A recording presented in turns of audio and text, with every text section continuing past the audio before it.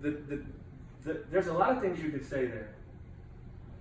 The powerful thing for us is, one of the most powerful things for us is to see that because our Maker is our husband, that means we've come under the dominion or the reign of his life.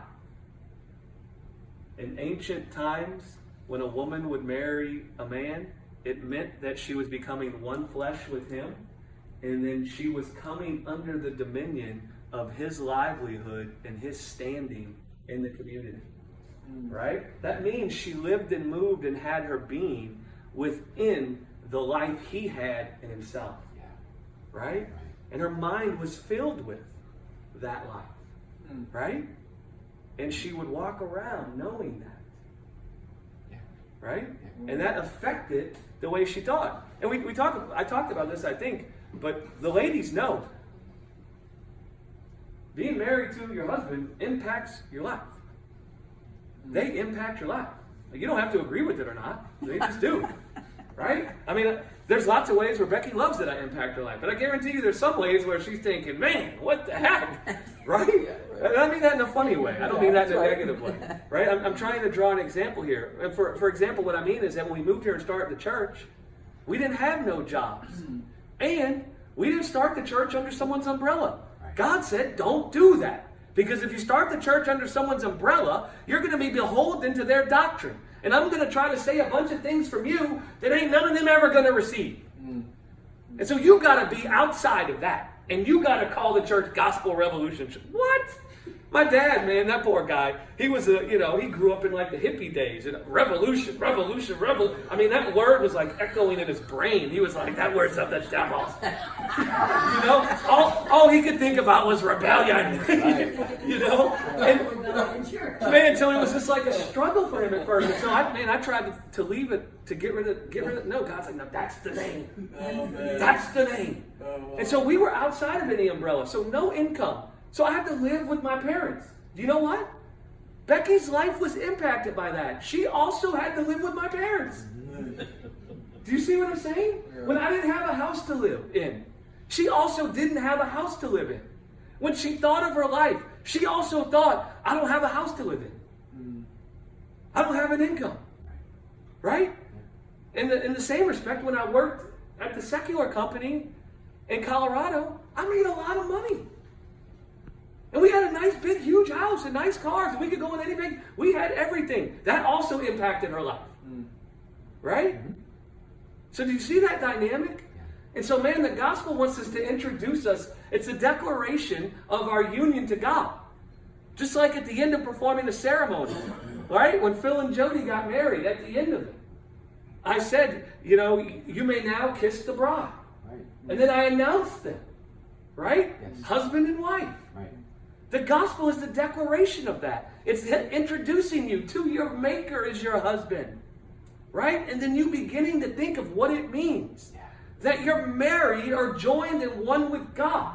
And that you've come under the dominion or the lordship of his incorruptible life. Right?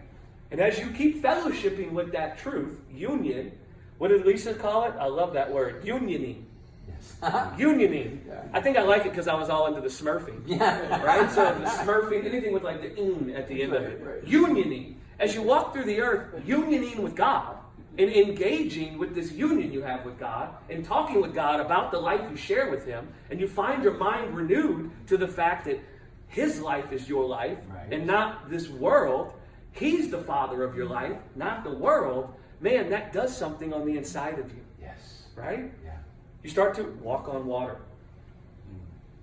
You start to live above the storms in this world. Right. You start to be set free from fear. Right. You start to become filled with a boldness, with a confidence. Right? You find strength on the inside. Right? You find love in your heart for people that hate you. You find kindness born in your heart to people that would despise you. Right? You find the fruit of God's life born in you. Right? Yeah. By him having brought it forth. Not by you being told you should bring it forth. Right? I use this example in the Bible study, but it's like we think God tells us that we should do this and we should do that. Listen, guys, and listen, ladies, this will make a lot of sense to you ladies. Ladies, now imagine the guy you're married to comes to you and says, bear fruit, woman. Thou shalt have my children. That's right. You think you'll be able to do that? Right, I'm commanding you to do that. Yeah. How can you? That's right.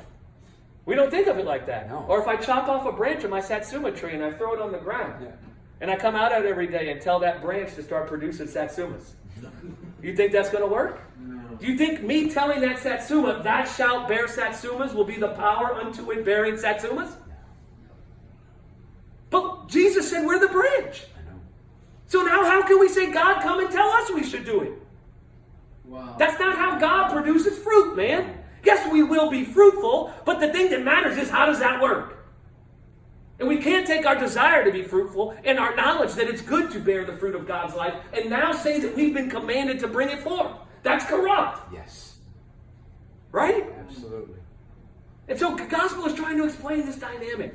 Just like a woman can't produce children apart from the husband bringing it forth in her, man cannot produce fruit apart from God bringing it forth in them. And he doesn't bring it forth by telling them they should do it. Right. He brings it forth by persuading them of their union to him in his life. And when you begin to think your life is indestructible and incorruptible, guess what you feel? Happy. Yes. And then you start feeling peace and joy. Then you start feeling like people can't hurt your life because your life is indestructible. That causes you to love people that are their enemies, are your enemies that want to destroy your life. Do you see how the fruit starts coming forth? You see how it starts happening? Right? Even Mary could